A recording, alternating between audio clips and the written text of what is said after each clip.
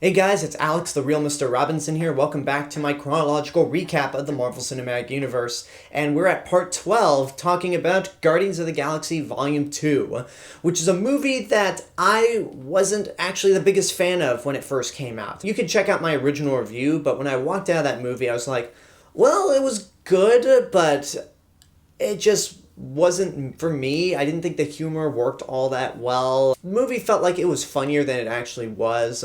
The final battle kind of bored me. It's very similar to Age of Ultron, where it actually develops the characters further, but the actual movie itself I don't think is better than the first one. And I've only seen this movie once, in the theater. Even though I own the movie on Blu-ray, I just never had the desire to rewatch it up until I had to do these chronological recaps. It was also my third to least favorite Marvel movie. Sometimes I actually liked Iron Man 2 over this movie, but having rewatched Guardians of the Galaxy Volume 2 just now before this review, I can honestly say I've changed my tune on this movie. And what I mean by that is, I think this is better than the first Guardians of the Galaxy, and not only that, it's moved up from one of my least favorite to in my top 10 of Marvel Cinematic Universe films. I absolutely love this movie. It wouldn't be able to crack my top 100 like some of the other MCU movies, but man, rewatching this movie was like watching it for the first time and just getting that experience all over again. Everything that was in the first Guardians of the Galaxy, whether it was good or bad, is bumped up for the better in this movie, right down to a much better villain, a better soundtrack, a lot more character development, and a lot more tears coming out of my eyes, admittedly. And what works about this movie is how each of the characters grow throughout this film, where they start and where they actually end up. One of my biggest issues with the movie when I first saw it was how unlikable Rocket Raccoon was. Because the entire conflict of the film started with him and his ego, where he steals a bunch of batteries from the Sovereign Race, this group of pretty much gold people, and because their egos and pride are so fragile, they have to go out and kill the Guardians of the Galaxy because they consider stealing batteries, well, first of all, it's illegal to steal, but also it just hurts their pride so much that they have to send an entire army after them. And I was just like, you dumbass, Rocket, Trash Panda, Rat, Rodent, Rabbit, whatever you are, Rocket, you screwed everything up for everyone. And you are not taking any blame for it. So throughout this whole movie, I just ended up hating Rocket up until a certain point. And I realized that, wait, this is actually the theme of the movie. You heard me use the word ego, not describing the film's villain played by Kurt Russell. I mentioned that Rocket Raccoon's desire to steal batteries was because of his ego wanting to do something. And you also heard me talk about how fragile the Sovereign's ego are.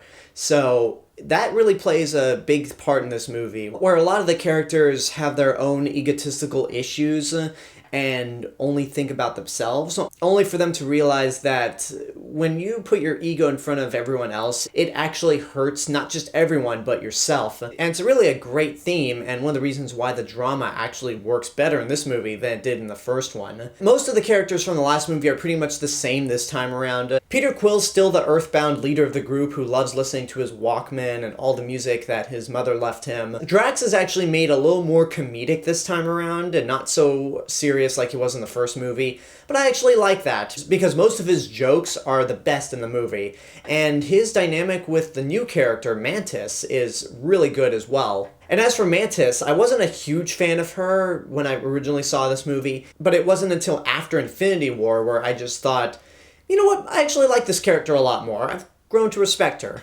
Gamora's still the adoptive daughter of Thanos, who has sister issues, because Nebula, once again, is back in this movie. And this is one of the reasons why I didn't expect Nebula to last this long, because not knowing much about this character, I just figured that she would be a recurring villain. But we actually get a lot of depth with these two characters and why they started out hating each other, because Thanos would always pit these two against each other. Gamora kept winning because she had to do whatever she did to stay alive. After what Thanos did to her real parents, presumably also to Nebula's, and then every time Nebula would lose, Thanos would pretty much take a piece off of her and replace it with anything mechanical. So because of Thanos, Nebula pretty much became this deformed, mutated freak. Well, I'm not going to say more machine than man because She's not a man, but she definitely has some machine aspects to her, and it's all because of Thanos. This was a great way to actually develop Thanos to where we never actually see him in this movie, but it preps us for how menacing he could be in the future. Now, as for Baby Groot, I actually liked him more this time around. When I first saw the movie, there were points where I even forgot that Baby Groot was even a character in this movie. That's how little of an impact he had. And maybe I was also in an anti-minion phase. Still am, because Groot just felt like a minion at times. But rewatching this movie, I had to realize he's a baby. Every member of the Guardians of the Galaxy has to treat him like he's an infant or a child, and those moments are very touching. And I also mentioned in my original review, even when I wasn't a huge fan of it, that this movie handles the theme of family much better than any of the Fast and Furious movies have, because that franchise just got to a point where Vin Diesel says family so much that it's actually lost meaning. And here it's more heartfelt. But luckily Vin Diesel's in a much better movie involving family, so good for him. Now let's actually talk about the film's villain, Ego the Living Planet, played by Kurt Russell. Wow, this is a big step up from Ronan. One of the big things that the first movie hinted at was who Peter Quill's father is, because while his mother was from Earth, his father is something very ancient. And in this movie, his father is Ego the Living Planet, a celestial who manages to create life from himself. And his plan is actually not that special, just conquer all the worlds with his image. But that's okay, because this plan plays into the film's theme of one's ego damaging things. But his whole goal was to pretty much create an offspring to rule by his side and help him out that had these same celestial powers. And Peter Quill just happened to be the very one. When we see Peter Quill discover that he actually found his biological father, it's a very joyous moment for him, and he's happy. You actually like Ego throughout this whole movie, and you want to see things work out. But you know that it won't, and the big moment that really clued everyone in that Ego's bad news is when he revealed that he's the reason Peter's mom died. And the moment Ego says, "It broke my heart for me to have to put that tumor in her head," I remember the entire audience, including myself, gasping, just in sync with Peter Quill coming to that realization that his father killed his mother.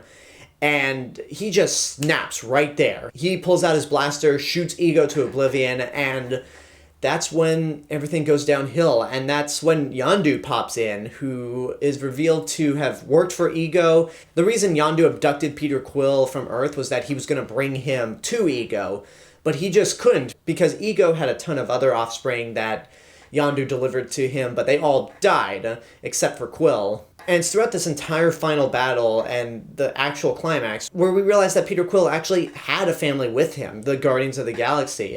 And in terms of Yondu, well, Yondu put it best. Ego may have been Peter's father, but he wasn't his daddy. And when Yondu sacrifices himself so that Peter Quill could actually live, even when I wasn't the biggest fan of this movie, I got emotional at that part. And the end of the movie actually hits me in the guts, and was the ultimate point where I realized that I love this movie. If I had any issues with it, I feel like Sylvester Stallone was kind of wasted in this movie. Will he pop up in the future? Will he pop up in Volume 3? Maybe, but I just felt like he didn't really do that much in this film. And neither did Michelle Yeoh or Ving Rhames, which is kind of weird. And also, I probably could have done without some of the 80s references, but I love this movie regardless of those problems. The characters are more well-defined, it's more emotional, it's funnier than the last movie, the action scenes are much better, and it's a gorgeous-looking movie. Like, the colors truly pop in this one, and it's almost breathtaking how beautiful this movie looks. So, yeah, my original rating for this movie was good, but not great. Now it's bumped up, way up, to get off your ass and go see it right now. I am absolutely astonished how much I love Guardians of the Galaxy Volume 2. As for the Stan Lee cameo, it might actually be his best in the entire MCU, because when Rocket, Groot, and Yondu are heading their way to Ego, they pretty much warp to several different planets. One of them is a planet full of Watchers, pretty much those giant big-headed guys, and Stan Lee is sitting in the middle of the group in an old-school spacesuit, telling them about his several adventures. Although I will say, watching this movie in chronological order, this cameo doesn't really work unless you have full context, because Stan Lee's line is, "Anyway, before I was so so rudely interrupted. At that time, I was a Federal Express man, and he's specifically talking about his cameo in Captain America Civil War, where he delivers a package to Tony Stark as a FedEx delivery man. But that cameo is just so cool because it pretty much confirms everyone's theory that Stan Lee is a Watcher informant, and it actually adds a lot more meaning to his cameos throughout the entire series. And then for the stingers, we got not one, not two, not even three, but 5 stingers. And to be honest, there's only 2 that are worth it.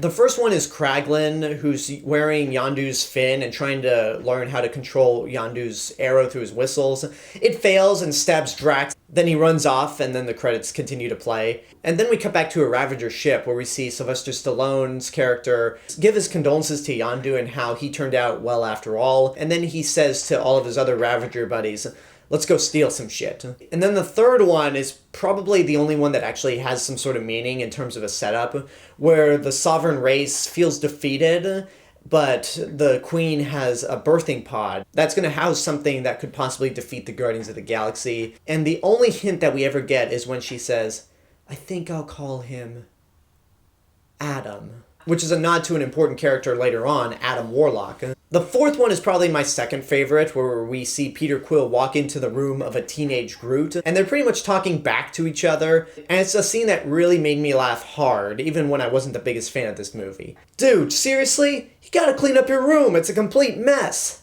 I am Groot. I am not boring, you're boring. What's boring is playing that mind-numbing game. What's boring is me tripping over your vines everywhere. I'm not boring. I'm Groot. And now I know how Yondu felt. I love that stinger. And then the last one is the Watchers walking away from Stan Lee as Stan Lee's asking them, where are you guys going? I've got so many stories to tell, or how am I going to get out of here? I need a ride. I guess someone felt the need to put closure on that cameo that really didn't need closure, but whatever.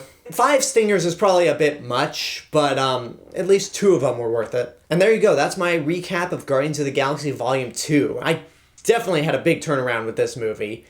Now it's time to head back to Earth and check up on Earth's mightiest heroes in probably the second most controversial MCU movie, Avengers Age of Ultron. And I've got some stuff to say about this movie. For better or for worse, we'll find out. But until next time, I want to hear what you guys have to say about Guardians of the Galaxy 2. If you've seen it, what did you think? What were your opinions on the movie when you originally saw it versus right now? Did your opinion change for better or for worse? Let me know in the comments below. And until next time, I hope you enjoyed this review. Don't forget to subscribe to the channel, give this video a like, and of course leave a comment. Don't forget to support my Patreon page, follow me on social media, and until next time, this is the real Mr. Robinson telling you there's only one.